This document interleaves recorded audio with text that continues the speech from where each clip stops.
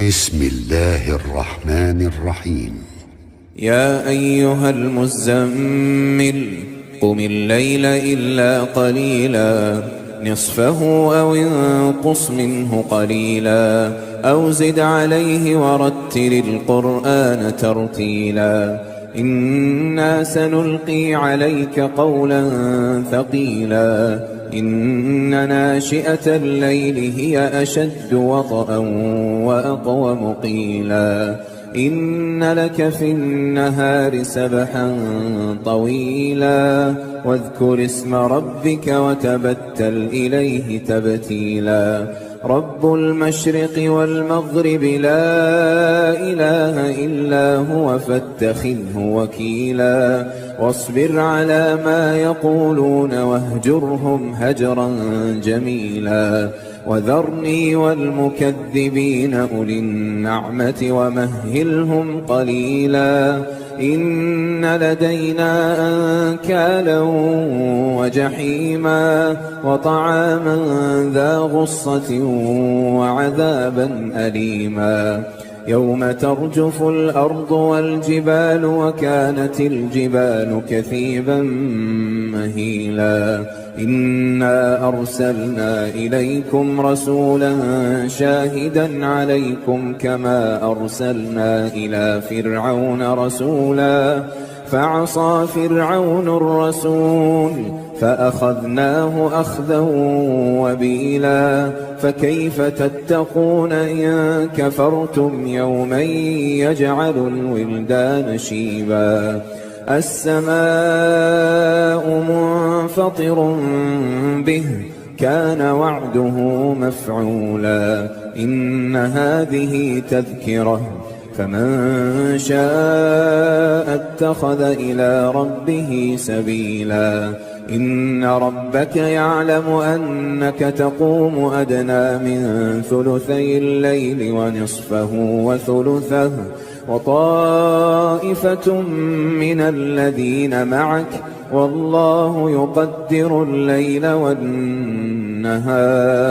علم أن لن تحصوه فتاب عليكم فاقرؤوا ما تيسر من القرآن علم أن سيكون منكم مرضى وآخرون يضربون في الأرض يبتغون من فضل الله وآخرون يقاتلون في سبيل الله فاقرؤوا ما تيسر منه وأقيموا الصلاة وآتوا الزكاة وأقرضوا الله قرضا حسنا وما تقدموا لأنفسكم من خير تجدوه عند الله هو خيرا وأعظم أجرا واستغفروا الله إن الله غفور رحيم.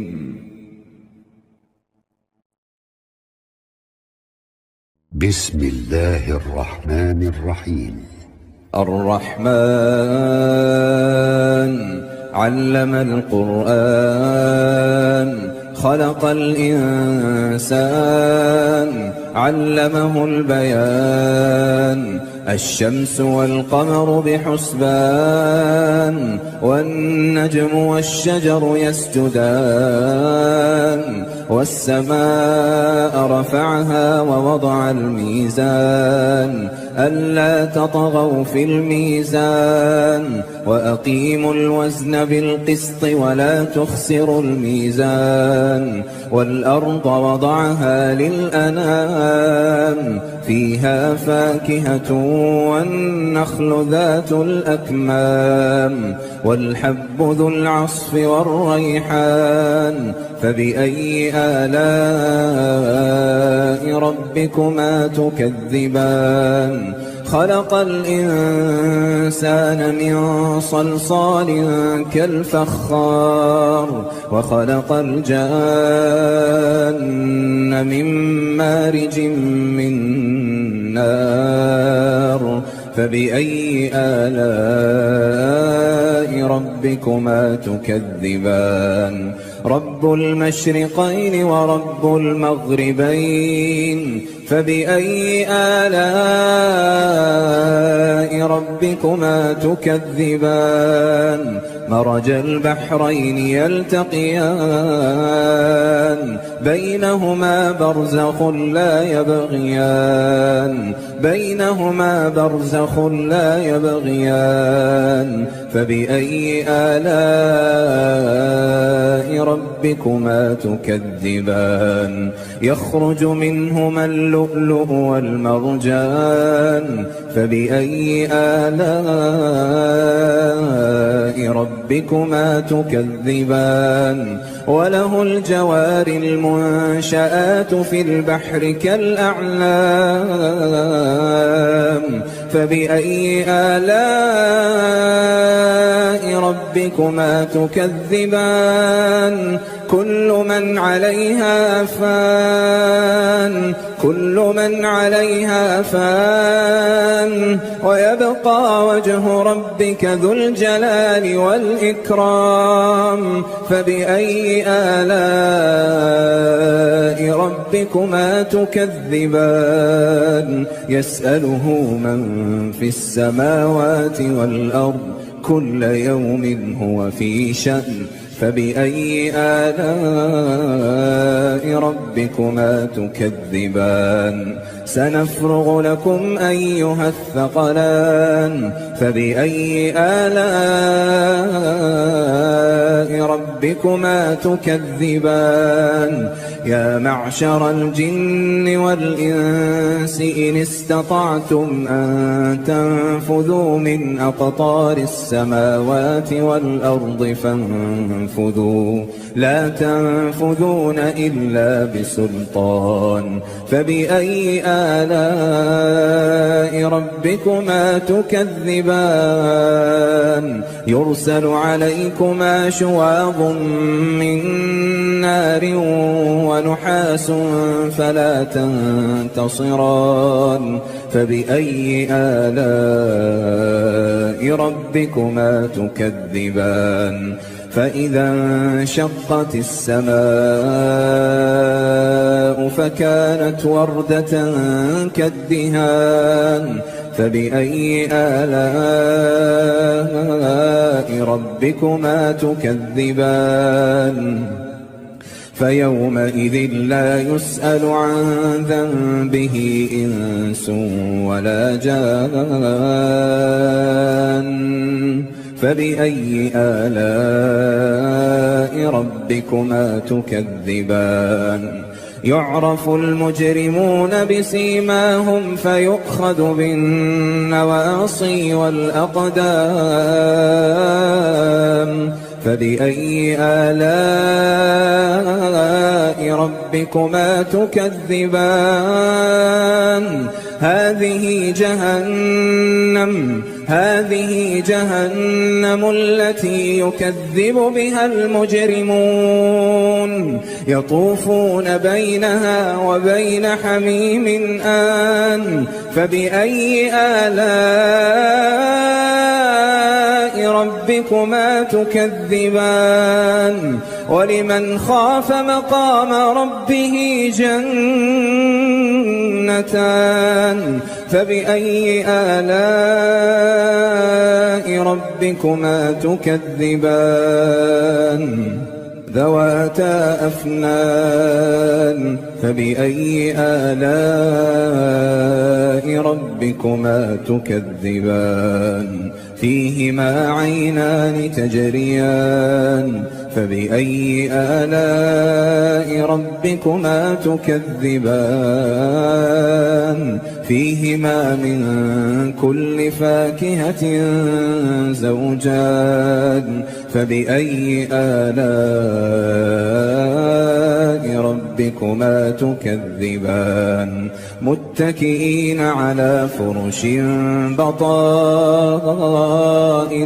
من استبرق وجنى الجنتين دان فبأي آلاء ربكما تكذبان فيهن قاصرات الطرف لم يطمثهن إنس قبلهم ولا جان فبأي آلاء ربكما تكذبان كأنهن الياقوت والمرجان فبأي آلاء ربكما تكذبان هل جزاء الإحسان إلا الإحسان فبأي آلاء ربكما تكذبان ومن دونهما جنتان فبأي آلاء ربكما تكذبان مدهامتان فبأي آلاء ربكما تكذبان فيهما عينان نضاختان فبأي آلاء ربكما تكذبان فيهما فاكهة ونخل ورمان فبأي آلاء ربكما تكذبان فيهن خيرات حسان فبأي آلاء ربكما تكذبان حور مقصورات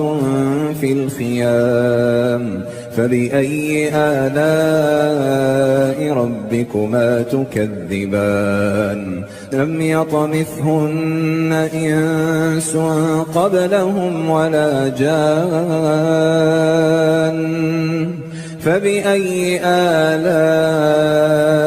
ربكما تكذبان متكئين على رفرف خضر وعبقري حسان فبأي آلاء ربكما تكذبان تبارك اسم ربك ذي الجلال والإكرام.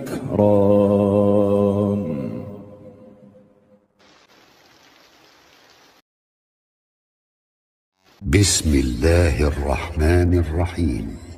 ياسين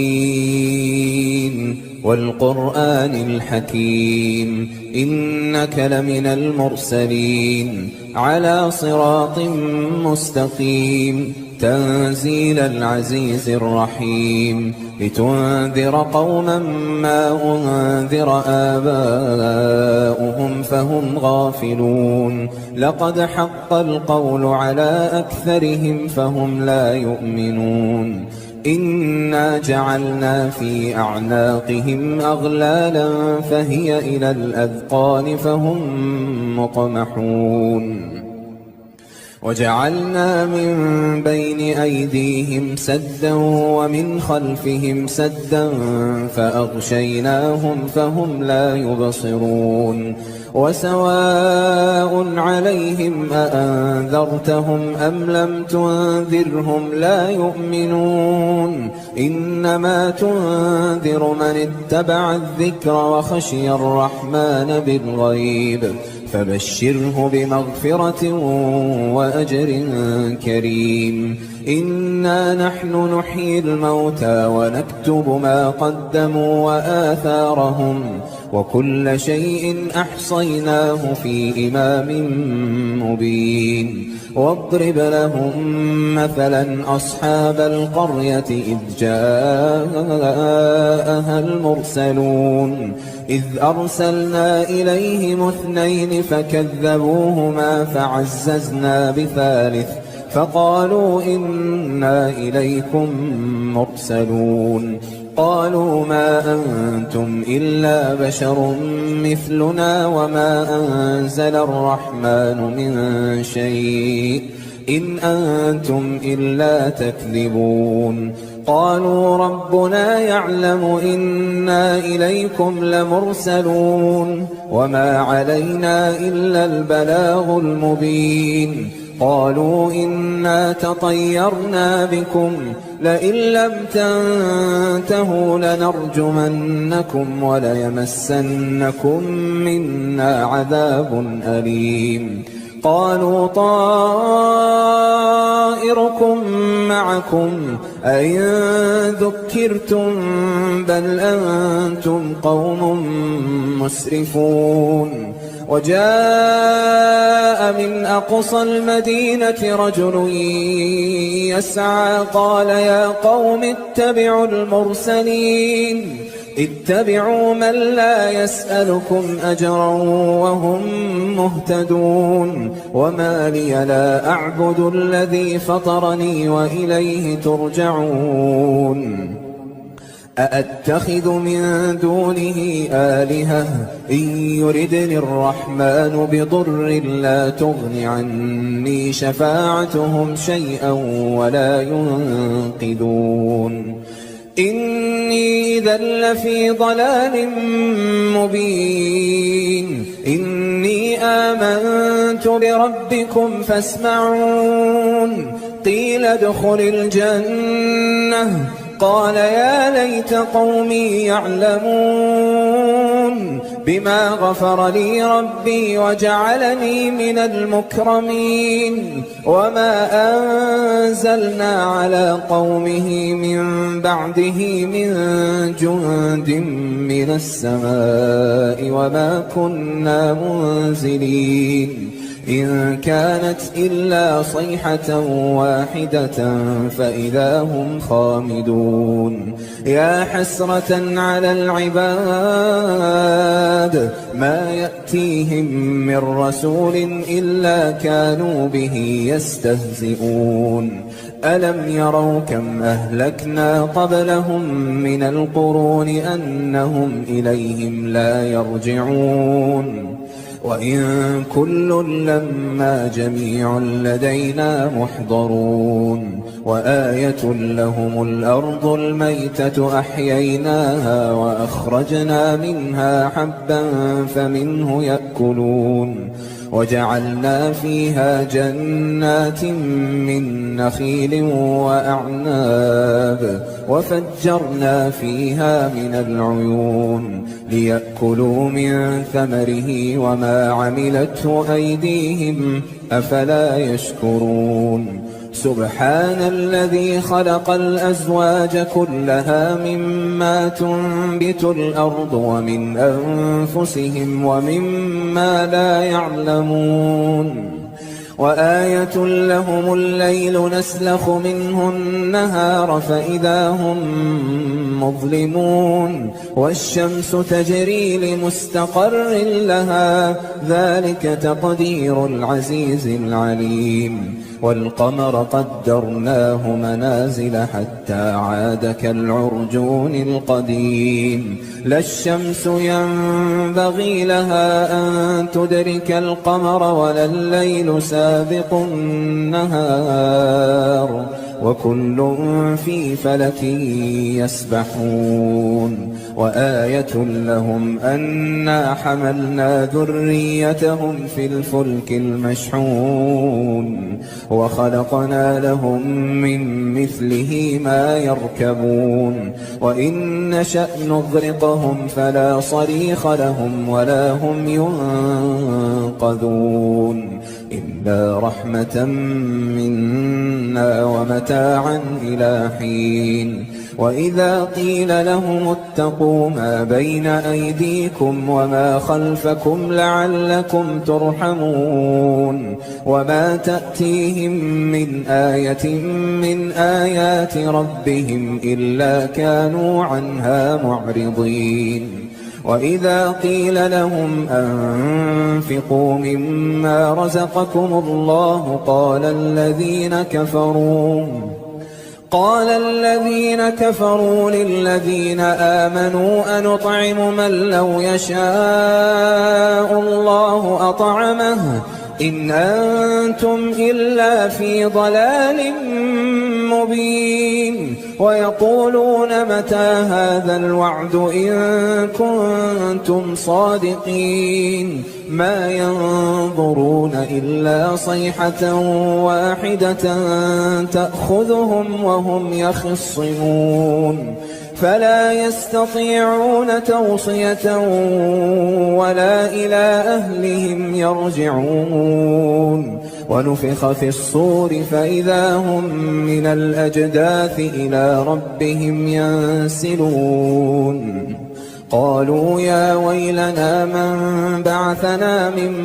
مرقدنا هذا ما وعد الرحمن وصدق المرسلون إن كانت إلا صيحة واحدة فإذا هم جميع لدينا محضرون فاليوم لا تظلم نفس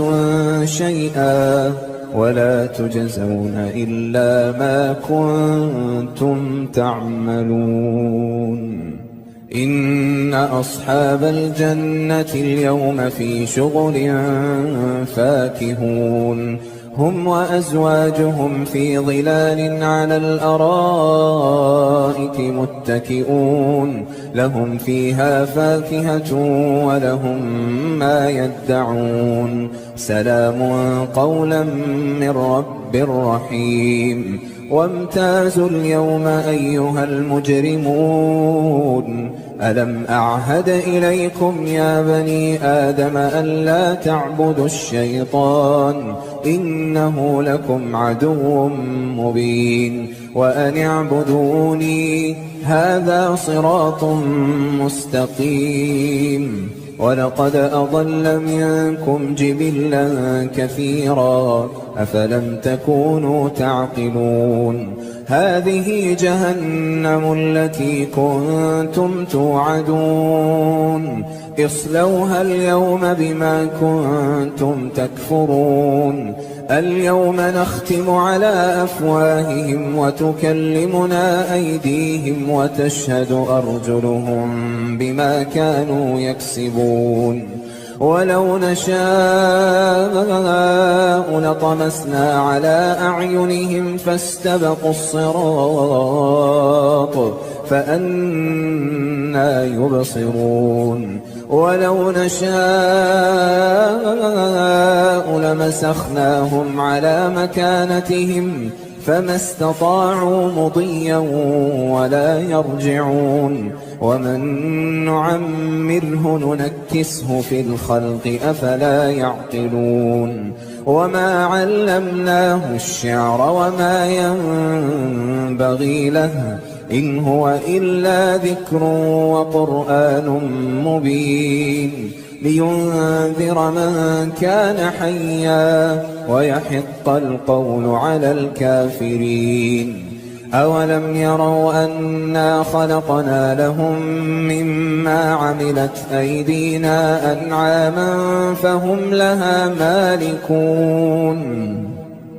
وذللناها لهم فمنها ركوبهم ومنها يأكلون ولهم فيها منافع ومشارب أفلا يشكرون واتخذوا من دون الله آلهة لعلهم ينصرون لا يستطيعون نصرهم وهم لهم جند محضرون فلا يحزنك قولهم إنا نعلم ما يسرون وما يعلنون أولم ير الإنسان أنا خلقناه من نطفة فإذا هو خصيم مبين وضرب لنا مثلا ونسي خلقه قال من يحيي العظام وهي رميم قل يحييها الذي أنشأها أول مرة وهو بكل خلق عليم الذي جعل لكم من الشجر الأخضر نارا فإذا أنتم منه توقدون أوليس الذي خلق السماوات والأرض بقادر على أن يخلق مثلهم بلى وهو الخلاق العليم إنما أمره إذا أراد شيئا أن يقول له كن فيكون فسبحان الذي بيده ملكوت كل شيء وإليه ترجعون